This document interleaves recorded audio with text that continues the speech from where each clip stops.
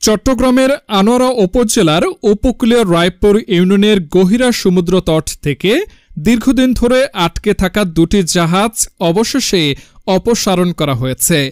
নাভিমার ৩ নামের জাহাজ দুটি সাগরের তীর থেকে টেনে সরিয়ে নেওয়া হয়। স্থানীয়দের অভিযোগ, জাহাজ অপসারণের পর সাগর তটে বড় বড় গর্ত সৃষ্টি হয়েছে।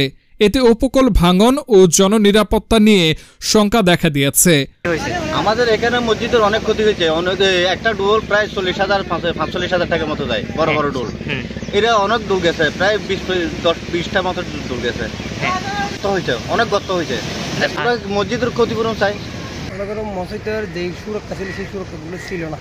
এইখানে গর্ত করে ফেলছে, এগুলো তো ভেঙে যাবে। এগুলো এখন আগে ডোল দিবা কিছুদিন টিকে থাকা সম্ভব না। মসজিদের ক্ষতি হয়ে গেছে।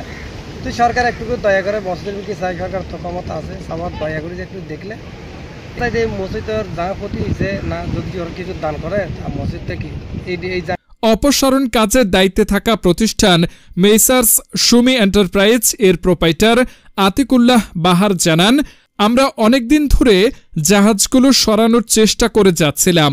অবশেষে সেই চেষ্টা সফল হয়েছে। জাহাজগুলো সরিয়ে এনে বন্দরের পাশে আনন্দবাজার এলাকায় রাখা হয়েছে।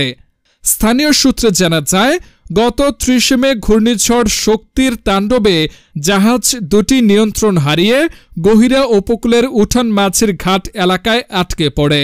এরপর থেকে সেগুলো সাগর পাড়ে অবস্থান করছিল। জাহাজ অপসারণে এলাকাবাসী স্বস্তি প্রকাশ করলেও দ্রুত সাগর তটে সৃষ্ট গর্ত ভরাট ও প্রতিরক্ষা ব্যবস্থা জোরদারের দাবি তুলেছেন। তাদের আশঙ্কা, সময়মতো ব্যবস্থা না নিলে উপকূলীয় বসতবাড়ি ও চাষের জমি হুমকির মুখে পড়তে পারে। ২-৫ লাখ টাকার মতো হতে হয়েছে,